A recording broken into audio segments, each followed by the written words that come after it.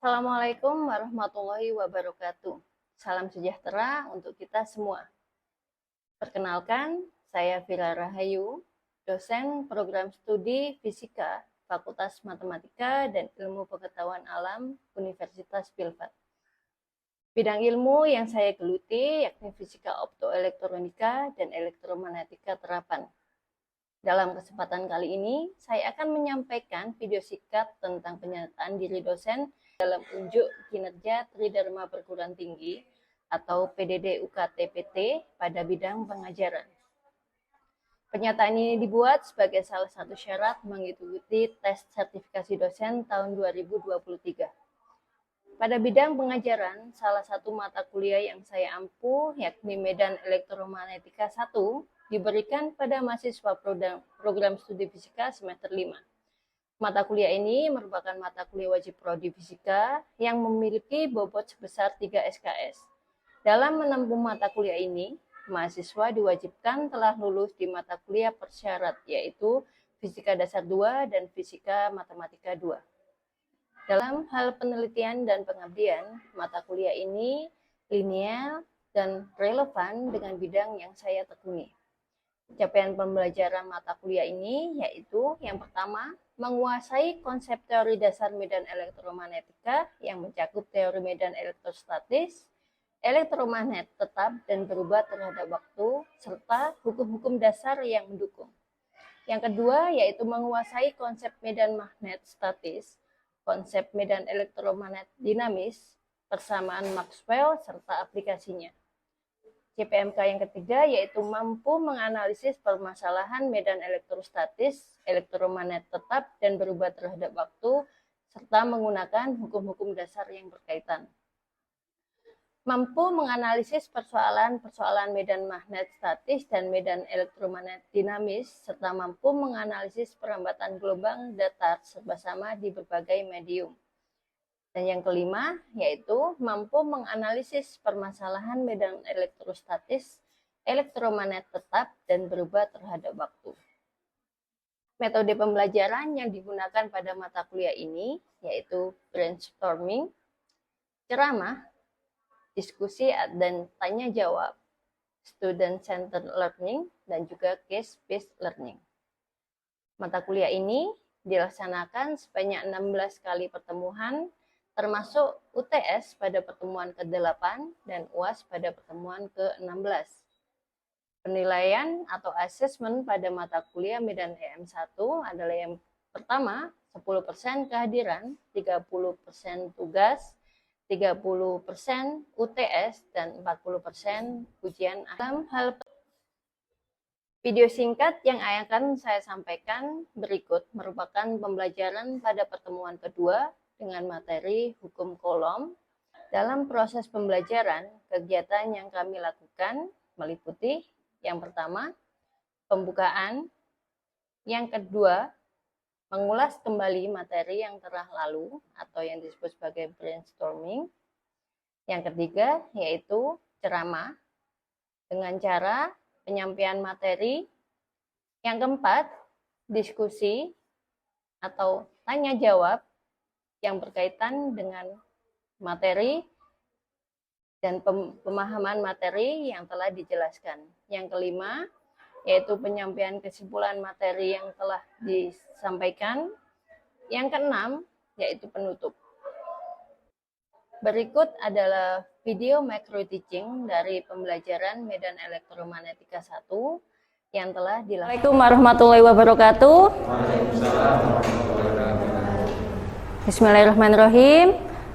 Sebelum kita mulai perkuliahan hari ini, marilah kita buka kuliah hari ini dengan bacaan basmalah. Baik, hari ini kita akan melanjutkan mata kuliah untuk Medan Elektromagnetika 1, yaitu yang berkaitan dengan medan listrik statis atau elektrostatis yang berkaitan dengan hukum kolom. Gitu. Nah, sebenarnya untuk mata kuliah kemarin kita mempelajari apa untuk pertemuan pertama kemarin? Tidak ada yang ingat? Review, fact, vektor. Nah, review vektor itu penting sekali yang akan kita gunakan bagaimana menghitung medan, bagaimana menghitung gaya pada sebuah muatan atau di titik tertentu. Nah, sebenarnya untuk elektrostatis sendiri sudah pernah kita pelajari di mata kuliah Fisika Dasar 2.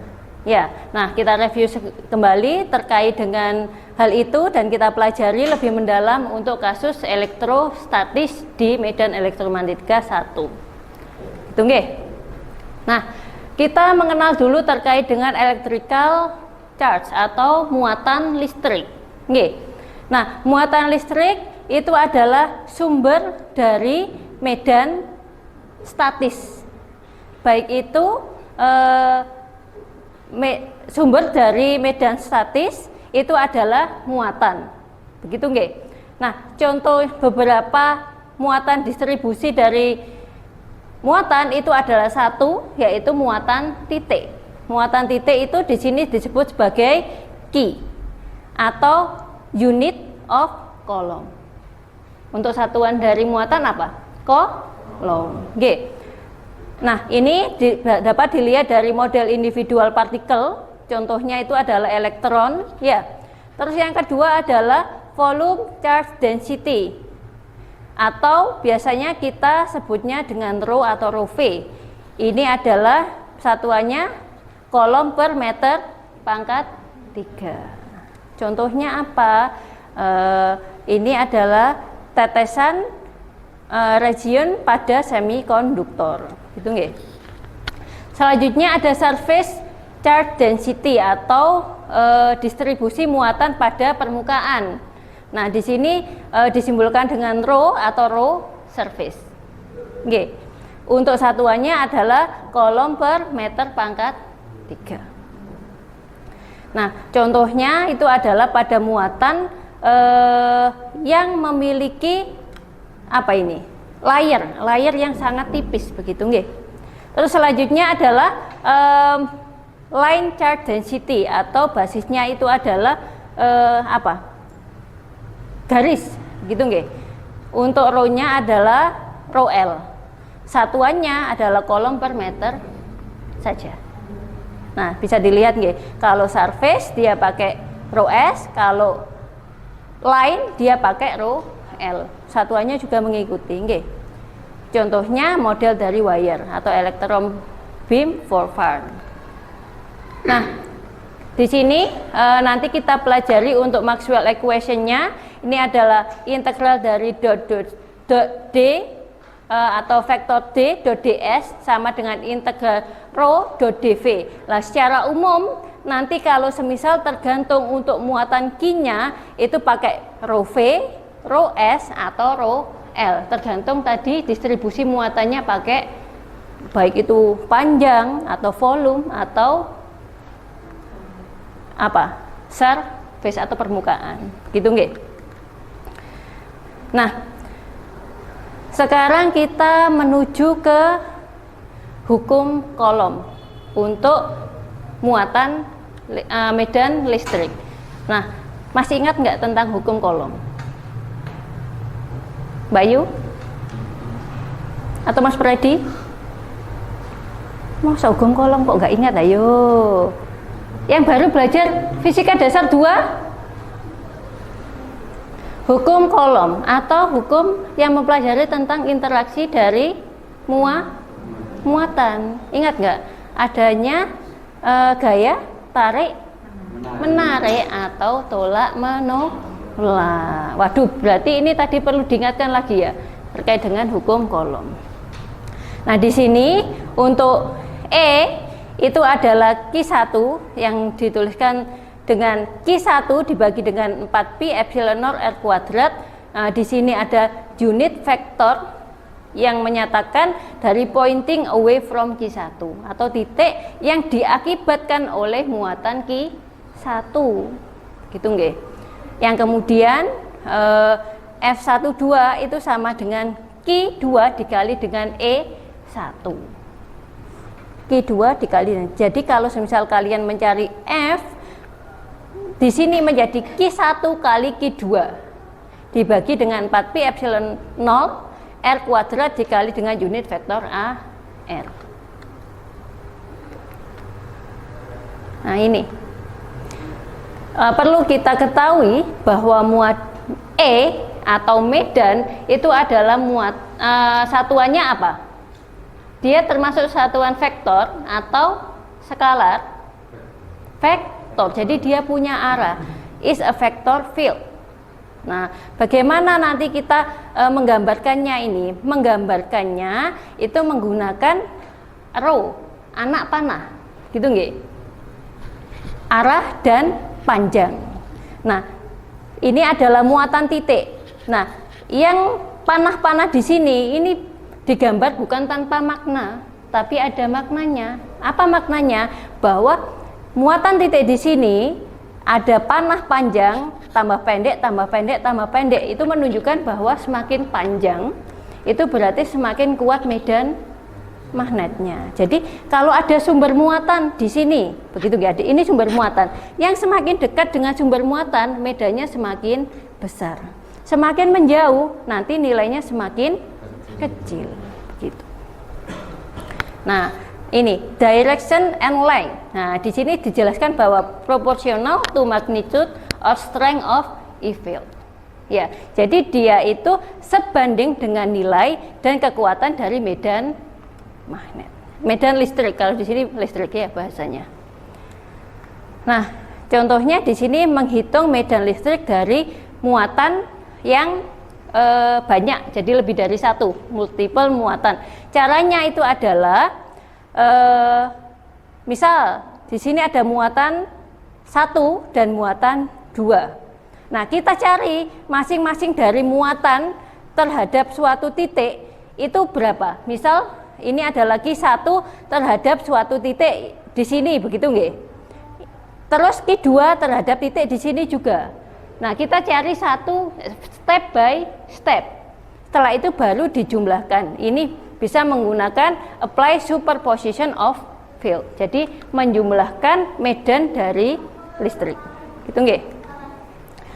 Nah, contoh di sini. Ini digambarkan secara apa ini? Gamblang, begitu nggih, terkait dengan besarnya muatan dan kekuatan dari medan serta arah dari medannya.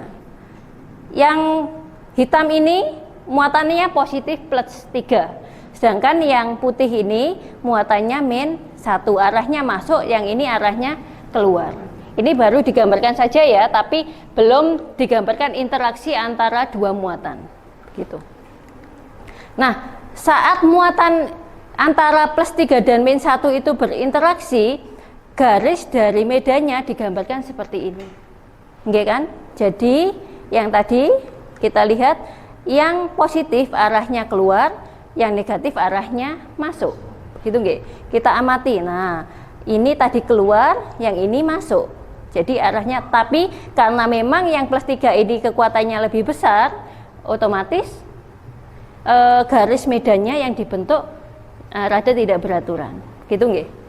Selanjutnya, kalau ini muatannya sama tapi arahnya berbeda, maka garis medan, mohon maaf,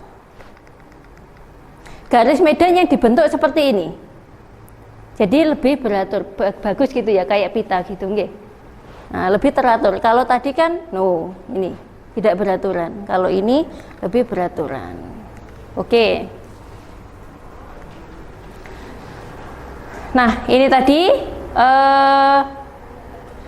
bagaimana kita menghitung medan dipol pada muatan yang polaritinya sama atau arah dan nilainya itu misal plus dan plus. Ya, itu sama ya. Berarti kita bisa menerapkan konsep dari superposisi dari ini tadi. Nggih. Jadi E sama dengan integral dari rho dot dv dibagi dengan 4pi epsilon 0 R kuadrat dikali dengan unit vektor AR. Oke, sekarang kita menuju ke contoh. Gitu nggih? Misal di sini terdapat 2 poin muatan.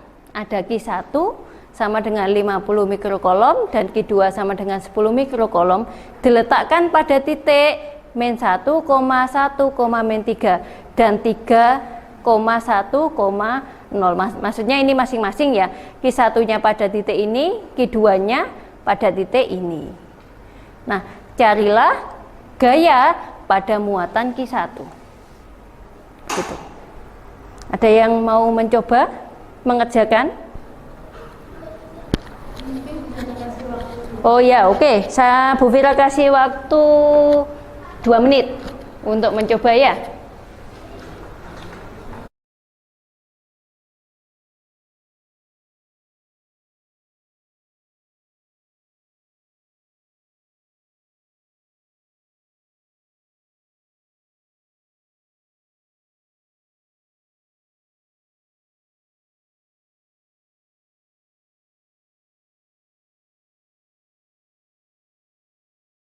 Bisa sedikit dijelaskan Mbak Dila?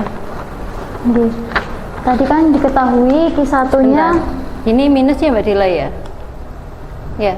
Sini jangan lupa tanda vektornya ya. Iya. Baik. Tadi diketahui kan Q1-nya 50 mikrokolom. Lalu diubah ke kolom jadi 50 kali 10 pangkat min 6 satuannya kolom. Disederhanakan lagi jadi 5 kali 10 pangkat min 5. Q2-nya 10 mikrokolom diubah ke kolom 10 pangkat min 5 kolom.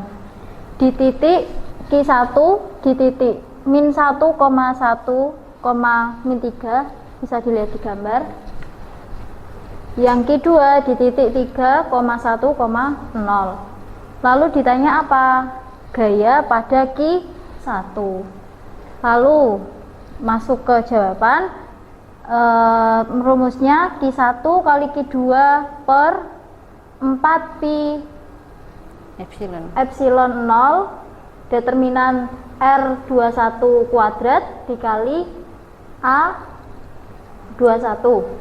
Lalu kita cari determinan R21 dulu.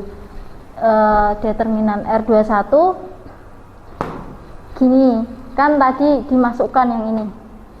Titik ini tadi min 1. Kalau 1 ditulis nggak usah ditulis, kan sama aja nilainya 1 gitu. Jadi min AX ditambah nilainya juga 1, jadi nggak usah ditulis. AY dikurangi min 3 AZ dikurangi yang titik Q2 3AX, satunya AY dikurangi 0 berarti nggak ada, nggak usah ditulis. Lalu langsung dijumlahkan, hasilnya min 4AX dikurangi 3AZ. Lalu pangkat min 9 per 36pi. Lalu determinan R21 akar 5 pangkat 2 dikurangi A21. Nilai A21 di sini per 5. Hasilnya 0,18 dikali 0,8 AX min 0,6 AZ, satuannya Newton.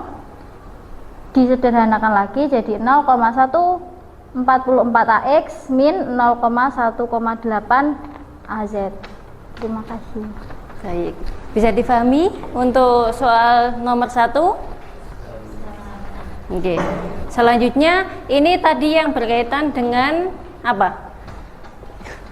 Yang berkaitan dengan gaya. Selanjutnya yang kedua, bagaimana cara kita mencari medan pada suatu titik origin. Nah, origin pada origin. Origin itu berapa? Origin berapa? 0,0,0 yang diakibatkan oleh muatan 64,4 yang diletakkan pada posisi min 4,3,2 meter pada sumbu kartesian. Nah, ada yang mau mencoba atau mengerjakan? Oke, Mas Hoir silahkan.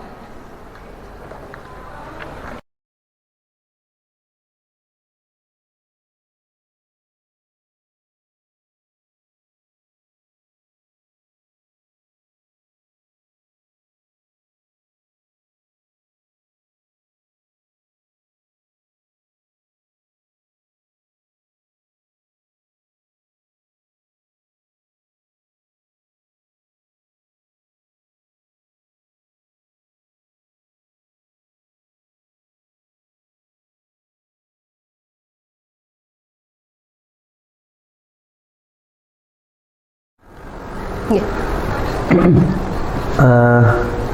Jadi kita punya key yang nilainya adalah 64,4 nanokolom yang dikonversikan menjadi kolom menjadi 64,4 dikali 10 pangkat min 9 kolom, yaitu terletak pada titik min 4,3,2 pada koordinat kartesian. Maka ditanya berapa medan pada titik origin, yaitu titik 0,0,0, maka jawabannya adalah E adalah Q per 4pi epsilon 0 R kuadrat dikalikan AR, yang mana AR itu adalah R yang isinya adalah min 4AX plus 3AY ditambah 2AZ. AR sendiri adalah R per determinan AR, yang mana isinya adalah min 4AX plus 3AY plus 2AZ per akar dari 16 ditambah 9 ditambah 4, yang mana hasil akhirnya adalah min 4AX plus 3AY plus 2AZ per akar dari 29. Lalu lanjutkan, medan atau E sama dengan 64,4 dikalikan 10 pangkat minus 9 per 4pi epsilon 0, yaitu 10 pangkat min 9 per 36pi dikalikan 29, lalu dikalikan lagi dengan min 4AX plus 3AY plus 2AZ per 2 akar dari 29, yang hasil akhirnya adalah 20,0 4AX plus 3AY plus 2AZ per akar dari 29 volt per meter. Oke, baik, terima kasih. Oh ya, ini ada sedikit koreksi ya. Ingat, kalau semisal medan itu harus ada tanda vektornya. Oke. Iya. Nah, ini untuk AR, ini adalah nilai determinannya dari R, vektor juga. Nah, ingat, kalau semisal kalian tidak menuliskan vektor, dia nggak tahu dia satuannya vektor atau Skala. tidak. Baik, terima kasih Mas Hoyer, silahkan duduk kembali. Nah, selanjutnya gelas. Ini untuk contoh yang terakhir atau diskusi yang terakhir, yaitu tentang carilah medan pada muatan titik 0,0,5 yang disebabkan oleh muatan Q1 dan muatan Q2. Muatan Q1-nya besarnya berapa? 0,35 mikrokolom pada 0,4,0, dan Q2 yaitu min 0,55 mikrokolom pada 3,0,0, yang mana dapat kalian lihat pada gambar 2. Coba kalian amati dulu bahwa yang ditanyakan itu terdapat pada medan yang dirasakan oleh titik ini, ya, yang diakibatkan oleh muatan Q1 dan muatan Q2. Tadi bagaimana caranya? Yaitu dengan menerapkan konsep superposisi. Oke, dicari dulu satu persatu, baru diterapkan konsep superposisi. Oke, ada yang mau mencoba? Oke, silahkan Mbak Ayu.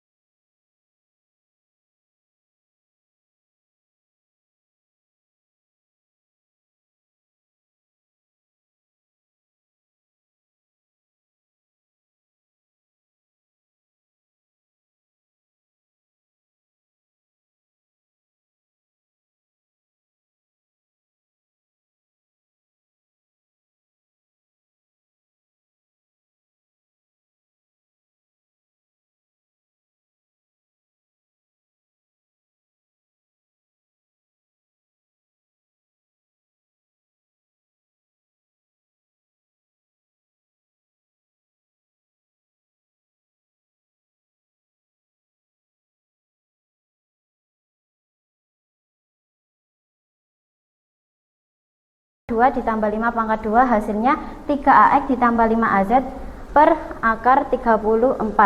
Hasilnya menjadi 74,9 AX min 124 AZ per meter.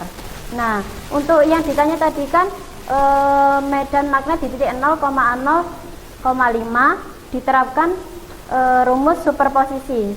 Rumus superposisi itu yaitu penjumlahan antara medan magnet 1 dan medan magnet 2. Nah, hasilnya medan magnet 1 tadi ini sampai sini terus dijumlahkan dengan medan magnet 2 47,9 AX min 124 AZ. Hasilnya jadi 74,9 AX min 48 AY ini ya. Dikurangi 64 AZ volt per meter. Baik, terima kasih. Bisa dipahami? Untuk ketiga contoh soal tadi ada diskusi terkait dengan mungkin materi dan juga contoh soal. Ya, silahkan.